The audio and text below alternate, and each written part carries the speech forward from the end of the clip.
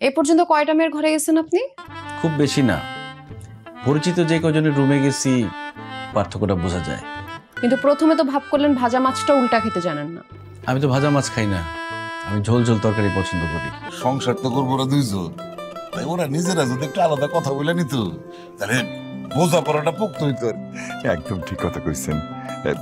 মিষ্টি মা, নয়ন বাবু যে নিয়ে ভিতরে যা, কথা বলছে। যেমন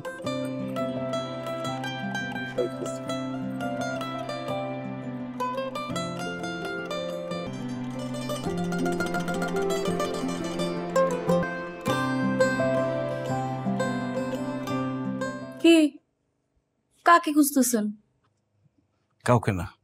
কাউকে না খুঁজলে আপনি এখানে আসছেন কেন? ঠিক আছে, যাই তাহলে। কই যান?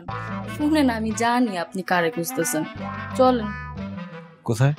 নিয়ে যাই, চলেন, আসেন। ঠিক আছে। আসেন আসেন আসেন আসেন। না না, আপনি যাকে খুঁজতেছিলেন এতক্ষণ।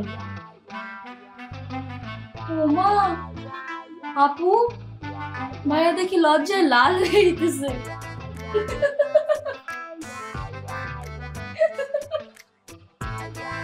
বসেন। ঠিক আছে। আরে না, আরাম করে বসেন, সমস্যা নেই।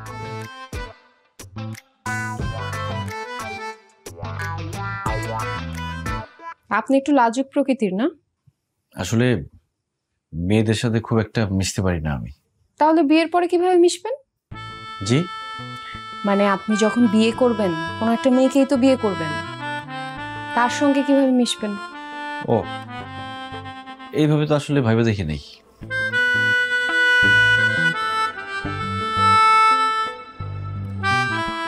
কি দেখছেন?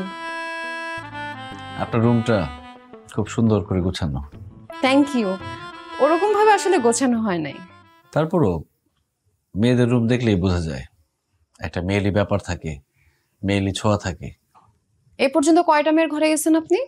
খুব বেশি না, পরিচিত যে কজনের রুমে গেছি পার্থক্যটা বোঝা যায়। ছেলেদের রুম যতই গোছানো থাক, ওটা ছেলেদের রুম বোঝাই যায়।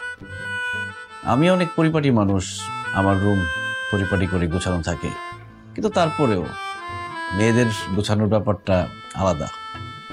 আর এই জন্য প্রত্যেকটা অগোছালো পুরুষের জীবনে একজন মানুষ দরকার, যে ওই মানুষটার অগোছালো জীবনটাকে গুছাই দিবে। বাহ, কথা তো আপনি অনেক গুছায় বলেন, কিন্তু প্রথমে তো ভাব করলেন ভাজা মাছটা উল্টা খেতে জানেন না। আমি তো ভাজা মাছ খাই না, আমি ঝোল ঝোল তরকারি পছন্দ করি। ভাই এটা কি করতেছ তুমি?